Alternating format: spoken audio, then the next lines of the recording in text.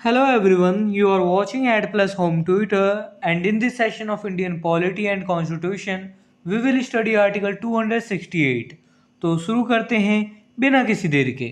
जैसा कि आपको भी पता है, भारतीय संविधान यानी इंडियन कॉन्स्टिट्यूशन को आर्टिकल्स में बांटा गया है और इन्हीं आर्टिकल्स को 22 पार्ट्स के अंतर्गत रखा गया है।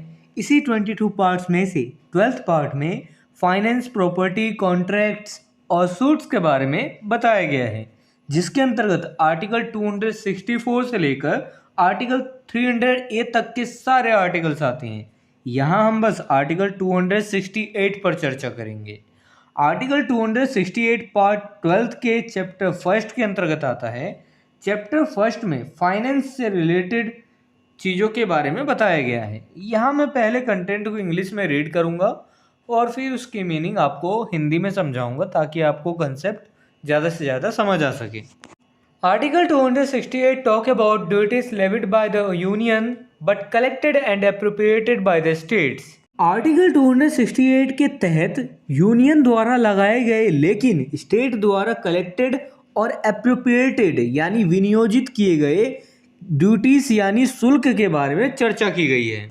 देखिए, कोई ऐसा ड्यूटीज है या ऐसा टैक्स है जो कि यूनियन यानी केंद्र के द्वारा लगाया जाता है, लेकिन उसको कलेक्ट किसके द्वारा जाता है? वो स्टेट के द्वारा कलेक्ट किया जाता है। यदि कोई ऐसा टैक्स है तो और स्टेट मतलब उसे कलेक्ट कर सकता है, उसे निकाल सकता है, उस पैसे को मतलब लगा तो दिया उसे केंद्र ने, लेकिन निकालेगा कौन? स्टेट। तो ऐसे ही ड्यूटीज़ के बारे में यहाँ पे और ऐसे शुल्क के बारे में चर्चा की गई है। Article 268 clause first. Such stamp duties and such duties of exercise on medicinal and toilet preparations as are mentioned in the union list shall be levied by the government of India but shall be collected।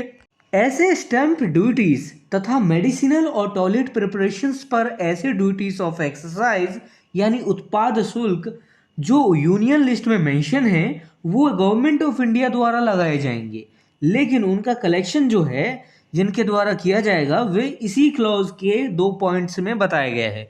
दोनों points को पढ़ देता हूँ यहाँ पे। देखिए, चाहे stamp duties लगाना हो, चाहे मेडिसिनल और टॉयलेट प्रिपरेशन पर कोई ड्यूटीज लगाना हो, उत्पाद शुल्क लगाना हो, तो ये सब जो यूनियन लिस्ट में मेंशन है वो गवर्नमेंट ऑफ इंडिया यानी केंद्र के द्वारा लगाए जाएंगे, लेकिन इनको कलेक्ट केंद्र के द्वारा नहीं किया जाएगा। इनको जिनके द्वारा कलेक्ट किया जाएगा वो पॉइंट नंबर ए और पॉइंट नंबर बी में बताया गया है। पॉइंट नंबर ए कहता है, in the case where such duties are leviable within any union territory by the government of India and.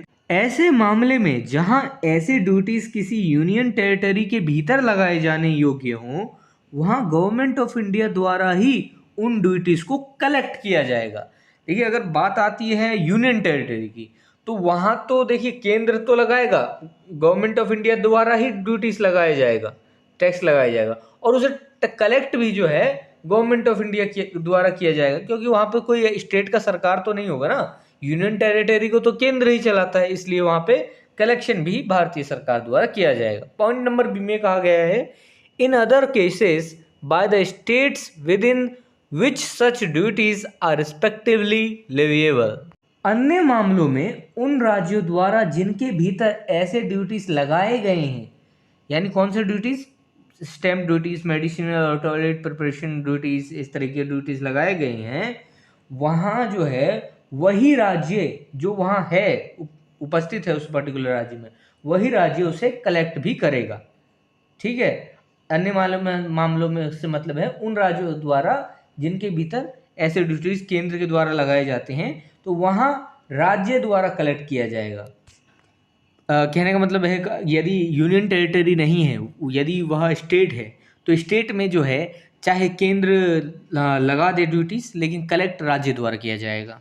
Article 268 clause second, the proceeds in any financial year of any such duty leviable within any state shall not form part of the consolidated fund of India but shall be assigned to that state।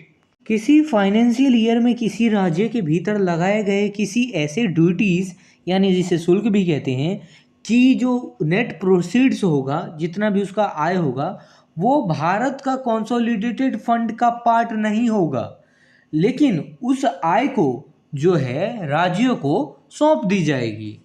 देखिए, जो भी duties ये केंद्र सरकार लगाती है किसी राज्य के भीतर, ठीक है, वो जो है कंसोलिडेटेड फंड ऑफ इंडिया का जो है पार्ट नहीं रहेगा, लेकिन उस आय को, जो भी आय ऐसे ड्यूटीज लगाने से आएगा, जो राज्य कलेक्ट करेगा ऐसे ड्यूटीज लगाने से, तो उस आय को जो है राज्यों को सौंप दिया जाएगा जिस राज्य पे टैक्स या ड्यूटीज लगाया गया था।